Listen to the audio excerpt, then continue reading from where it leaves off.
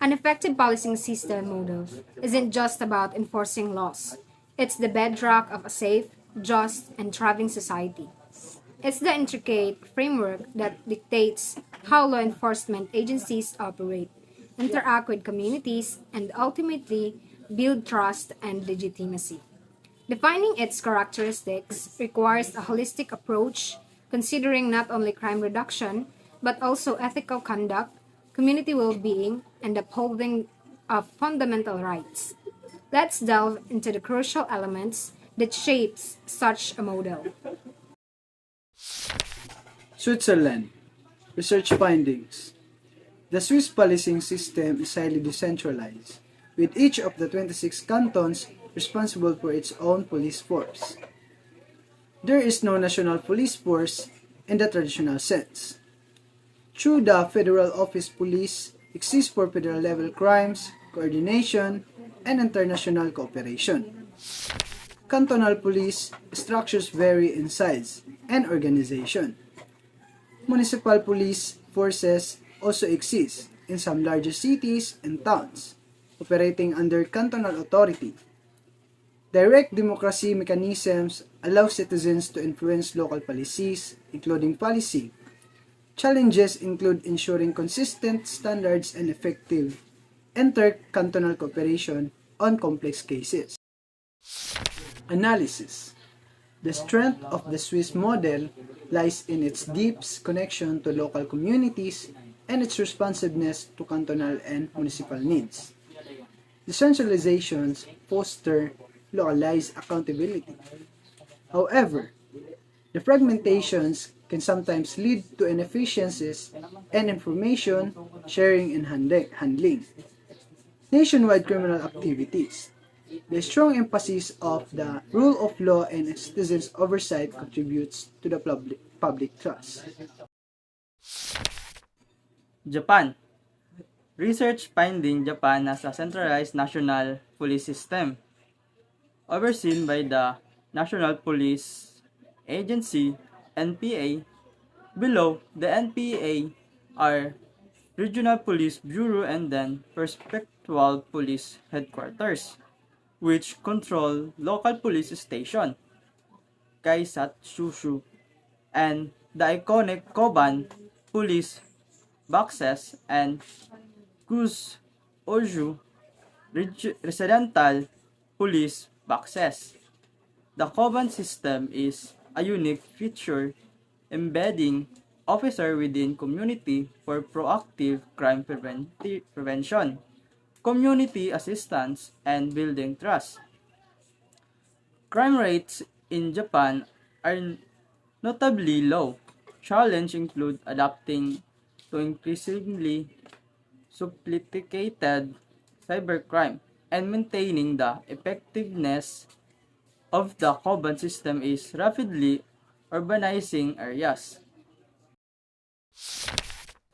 Analysis. The centralized structure allow for national standard efficient resources allocation and coordinated responses to large-scale issues. The Koban system is highly effective in community policing and crime prevention. The strong public trust in the police is a significant asset. However, the centralized nature might sometimes lack the high local responsiveness seen in more decentralized system. Ireland. Research findings Ireland operates with a single National Police Service, An Garda Síochána, the Guardian of the Peace. It is organized into regions, divisions, and districts, with local Garda stations serving communities. Recent reform have focused on the strengthening governance, accountability, and community engagement. Challenges include resource allocation across the country, addressing increasing level of certain types of crime, and maintain public trust amidst security. Analysis. The unitary structure allows for consistent national policing standards and efficient deployment of resources across the states. there is a growing emphasis on community policing and building partnership. However, a national force can sometimes face challenges in being agile and responsive to the specific needs of diverse local communities. Strengthening accountability and oversight mechanisms is an ongoing focus.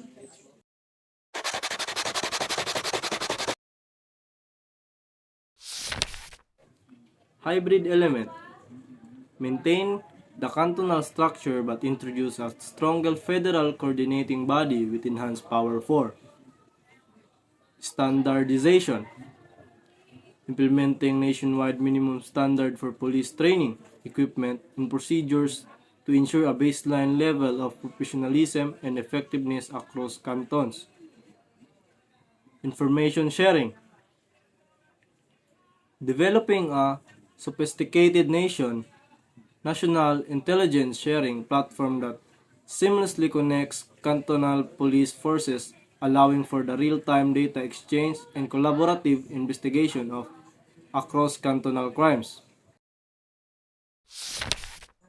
Specialized federal units.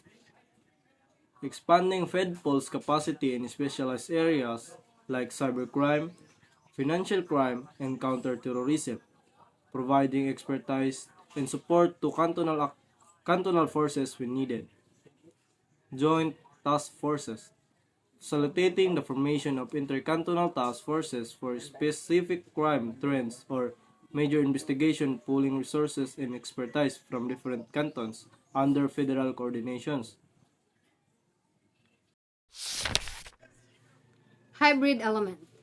While retraining the centralized NPA for national standards in major crime, empower prefectural police forces with greater autonomy in tailoring their approaches to local community needs. Localized problem solving. Encourage and resource prefectural police to develop specific crime prevention strategies based on detailed local data and community input. Enhance community liaison officers. Increase the number and training of officers dedicated to community liaison roles, going beyond the Koban system to actively engage with diverse community groups and address specific concerns.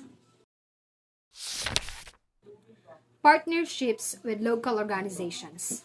Formalize partnerships with local NGOs, social services, and community groups to address the root causes of crime and provide holistic support. Innovation. Implement smart Koban concepts utilizing AI and data analytics.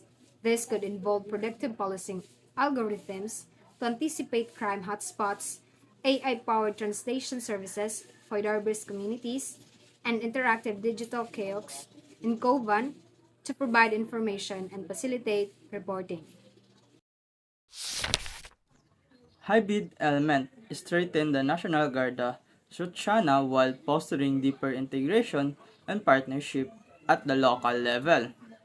Enhanced divisional autonomy provide Garda division with greater budgetary and operational flexibility to respond to the unique needs of their communities. Community Safety Forum established formal well-resources community safety forum in each district, bringing together Guardia, local councilors, community representatives, and residents to identify priority and co-develop solution. Specialized local units. Create specialized Garda unit at the divisional level to address a specific local crime trend or social issue. Work in close collaboration with community partners. Innovation. Develop a national digital platform for community engagement. This could include online reporting tools, virtual town hall meeting with local guardia, crime mapping with community feedback mechanisms, and a platform for sharing information and resources related to community safety initiatives.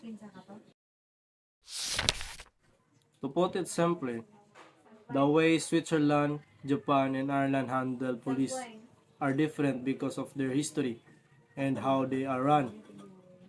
Switzerland lets each small area have a lot of say. Japan has one main police group but with local centers. And Ireland has one big police force for the whole country. All three try to be close to the people, be fair, and follow the rules.